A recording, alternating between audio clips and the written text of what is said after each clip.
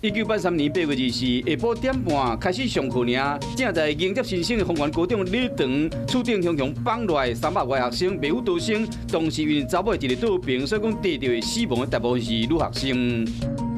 突然听到一声女生的尖叫声了，我抬头一看，天花板就掉下来了。这是台湾有史以来学生死伤人数上惨重的一摆校园灾难，造成26个人死亡，86个人受伤。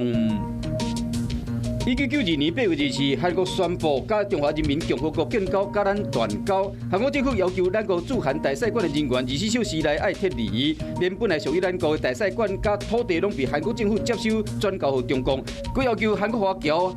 学校停止挂咱国的国旗。这个做法使咱国政府甲国民拢感觉被人反背甲侮辱。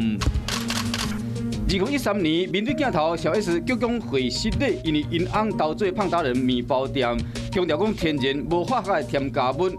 绩效定足悬的，也阁被调查出有含人工的芳精，虽然阁是合法的添加物，也阁甲广告无符合，引起争议。台北市卫生局加罚18万块。